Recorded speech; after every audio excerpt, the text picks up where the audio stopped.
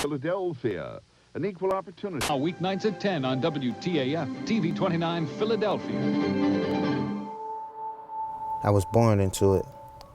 I started selling when I was 12. My mom was struggling to take care of 6 kids. My only means of supporting myself was working the block. Everyone was working. The block was popping and crack was heavy. In 2010, I was sentenced to 3 years.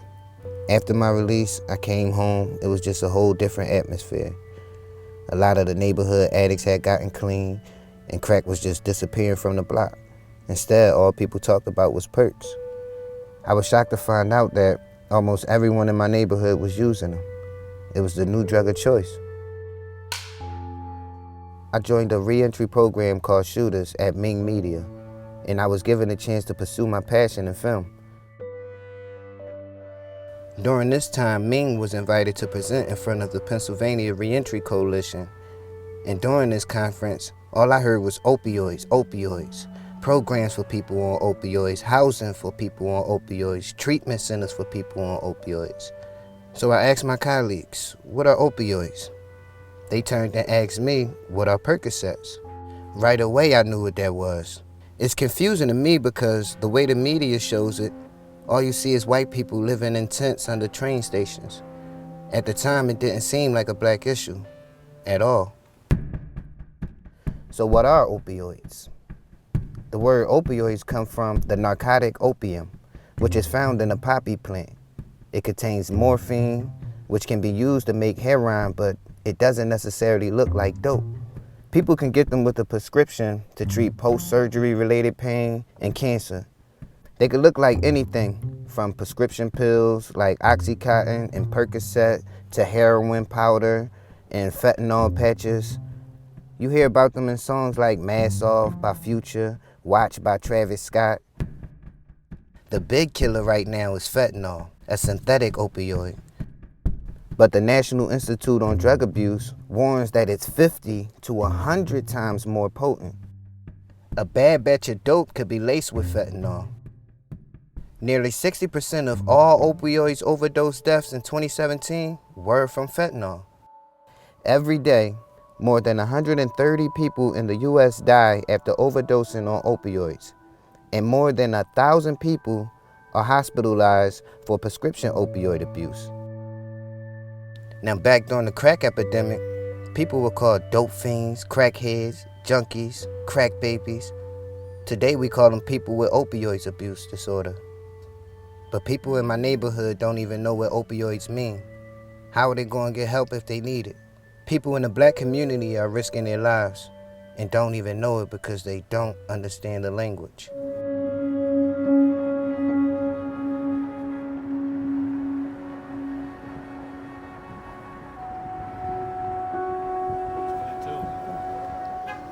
Y'all ever heard of the word opioid? I know it's a drug. How you know that it's a drug? Because my surroundings. It's opioids. What I know about opioids. Never heard of it until I went to jail. And what did you learn from it when you went to jail? I locked up and as I said before, I was taken away from the pills and I went through withdrawal. And I had a cellie that was on heroin and we basically was doing the exact same thing. Percocets is real bad in my neighborhood. I would say like, maybe 3 in every 5 people take them. Kind of became the fad, like Future, you talk about drinking lean and popping perks and stuff like that, All you gotta do is turn on the motherfucking radio, put anybody, rap DVD in, any of that shit, all you gonna hear them talk about is perks. See, if they knew about it, they wouldn't indulge in it. They wouldn't consume it if they knew about it, if they knew what opiate was. Do you think people in your neighborhood know what the word opioid means? I doubt it. If you ask 100, I'm gonna say 98 probably wouldn't.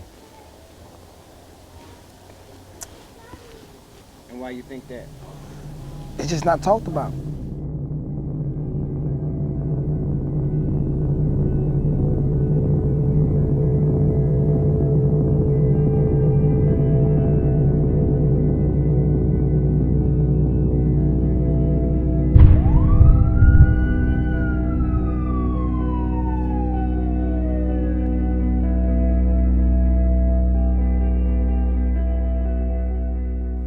James Rivers is a local Philly entrepreneur who was heavily affected by this crisis because he lost his sister due to an opioid-related overdose.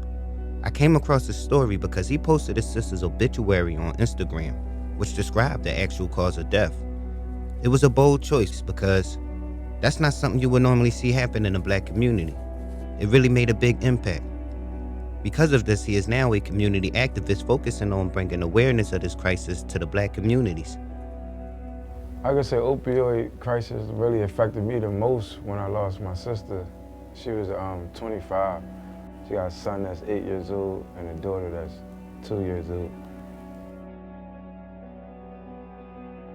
She got into the Percocets the same way I got into it, you know what I'm saying? The neighborhood, it's urban, it's trending, everybody want to try it, everybody want to be down. I'm not sure, I'm gonna say her addiction probably had to be about 3 years. The part that really hit is when strangers walk up to you like, yo, you know your sister on this, or you know your sister doing this, or your sister getting high off this, your sister getting high off that. That's like when it really hit home. I reached out, I talked to her a lot of times. I tried to get her help. She was a single parent and she got her daughter, so I set it up where though she could sign into a mother and daughter program in a rehabilitation center.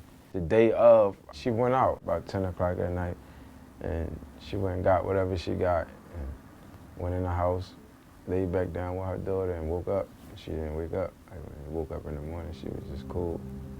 And they called the ambulance and that's how they found the overdose.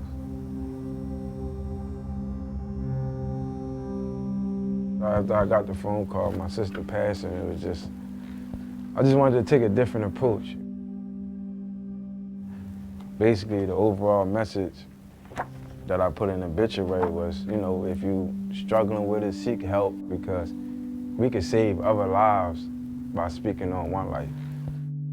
The reaction was overwhelming. It was like, I got so many DMs, I couldn't even reply back to all of them. Like, from DMs talking about, I'm glad you shared it, where's those, so they can help another person and stop judging the way they do, all the way down to people who using the drug and affected by it, like damn.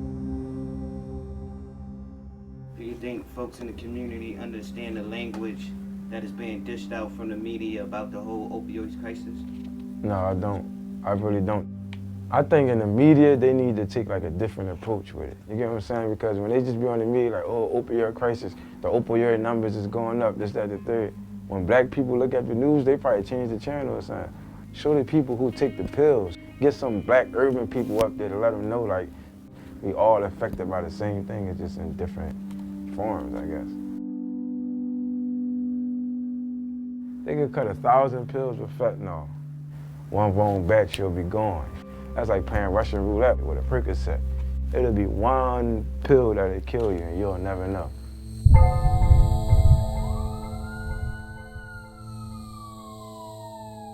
If they knew that perks was just the same, had the same addicted ways as heroin, a lot of them wouldn't take it.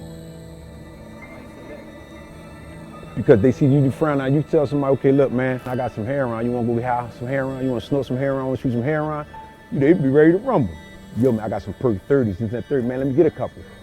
You start off, you're taking 5 milligrams, then you jump up to 10, 15 milligrams, then after that, 30 milligrams, and you're paying $1 per milligram, so 30 milligrams is $30.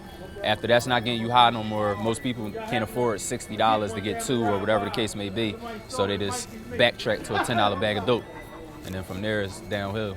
More people could tell you where to get some perks from than they can where to get some recovery from. That's the sad part about it, you know what I mean? Especially areas where it's high, you know what I'm saying? The epidemic is high. In certain areas, let's just be honest, like it's not gonna be the same here as it is Center City, you know what I mean? I mean, they talk about like the good things about perks, but they don't talk about the thing, how you throwing up and, you know, how you get dope sick, you get, you know, because at the end of the day, everybody get a choice, right? If you're gonna do it or you're not. I say like go the other way, like don't do it. It's not worth it. It's not worth your future. It's like jumping down a rabbit hole, climbing down a rabbit hole. You're just gonna keep getting yourself deeper and deeper and deeper until one day you strung out here on the streets.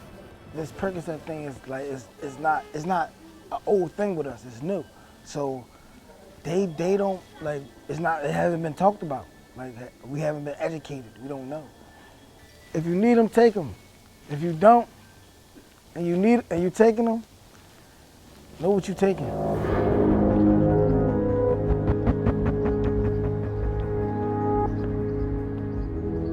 While working on this film, I've learned that people in my neighborhood feel a lack of awareness within our own community because the way the media covers the opioid crisis does not represent their reality.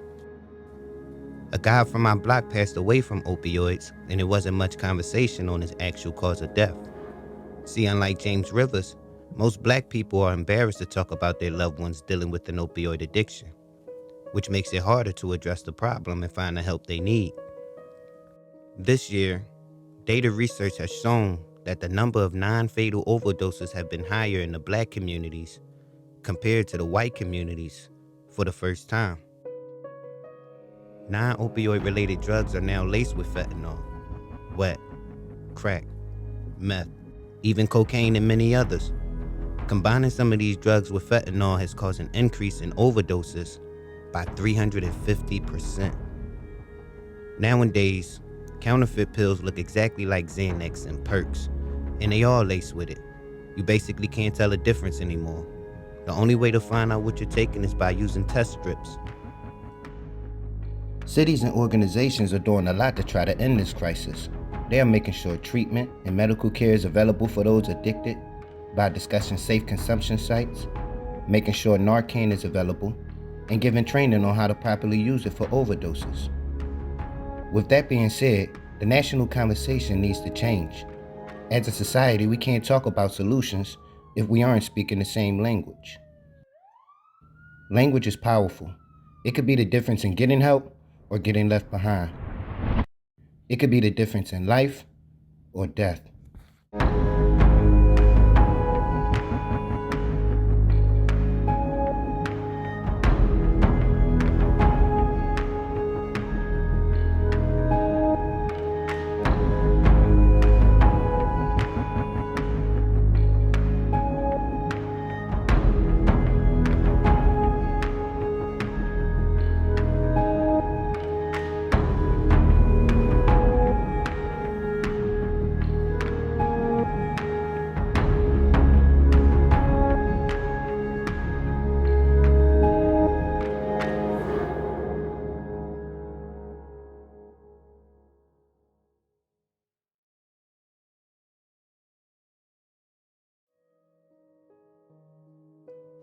During the pandemic, which overshadowed the opioid epidemic, the overdose death rates has risen across the country.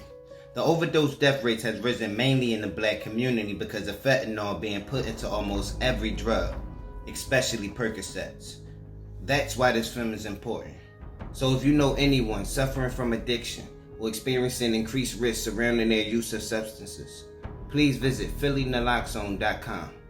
The website will show you free training opportunities for overdose reversal and fentanyl test strip training, both with Narcan naloxone and fentanyl test strips upon request.